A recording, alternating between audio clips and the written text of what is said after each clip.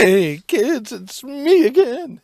Yeah, this is round 16, part 2 of the old steering box fix. Yeah, some of the tools that I need and some of the goodies that I need.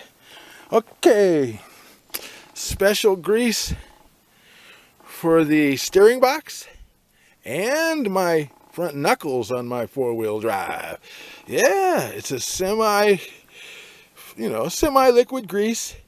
It's what they call for on those knuckles and steering box, which is different than my chassis grease, the stuff that goes into like U-joints and stuff like that. So I had to get a new grease gun just for the green grease. Yeah, so we got a new grease gun. That way I got one grease gun for my chassis and one grease gun for the steering box and knuckles. Technically, steering box shouldn't leak when I put this in. I'll fill it up. Some more tools of the trade here is going to be using one of these. Yeah, one of those with one of these. Yeah, I see. I used one of these to clean it, to get it, fairly decent. But then we had to get some special tools. Special tools are like, yeah, 1 5/16" impact socket to get the nut off and on. It's got to be torqued to 125 foot-pounds. Oh, and to get the other pitman arm off, I had to buy a pitman arm puller. Hey, new tool in the toolbox. Yippee-yi-yo. Right along with this socket. So that's what the day is consisting of. Is now I got grease in this, and I got to go around to the other end of the house. Back in a minute. So kids, here we are again. We're now out here on this side of this beautiful world out here. Look at this. Johnny's down over there. We'll get around to it. So what I did was I used a little easy off on the shaft, and then I wire wheeled it. The easy off really got the grease and the garbage out of these grooves. And I emptied it out as best I could of the grease that was in it. It was a semi-liquid red grease, but I'm going to go ahead and pack it full of this green stuff, and we're going to call it good. But the big thing I got to do today is this is ripped. So I picked up a kit, a rebuild kit for this thing, and the rebuild kit consists of the rubber, the nuts and bolts, and this little goody god here. But what it doesn't have in this package are these little metal clips that hold everything. So I'm going to take these apart, clean these with a wire wheel, and change out this gasket. It's called a rag joint, and as you can see, it is the one for this unit. Hopefully. Should be. That'd be my guess. I would hope. It doesn't quite look right. Something ain't right here. So you see how it goes, man? When you order this stuff, you don't know for sure. Okay.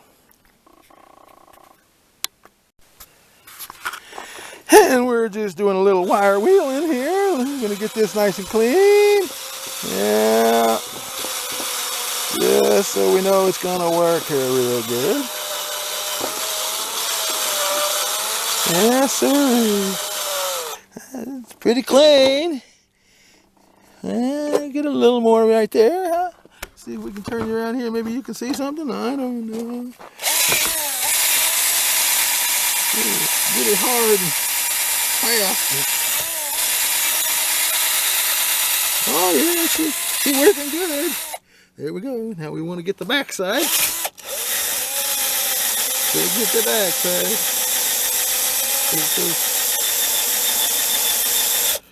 So those nuts and everything sit nice and tight. Another thing I got to do is I got to check this the tightness of this. Hey, how about that? That was fun. Yeah, the tightness of this. I got to make sure it's tight because you can't get to it when the other nut is in there. Yay. But that's what we're working on right now. Well, Well, kids, we got the new rag joint on. Nice and pretty. That's the way it goes. Now, as far as this grease thing, the grease gun, that nice new grease gun, didn't really want to pump much grease into that.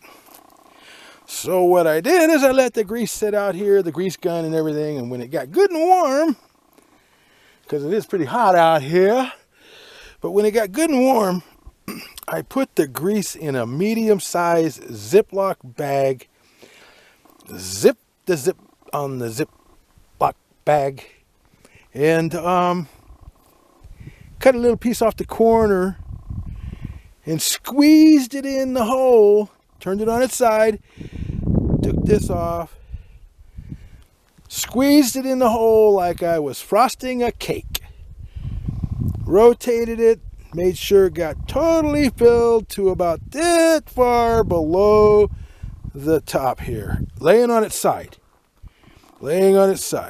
filled it up, screwed the thing back in, so we're all ready to rock.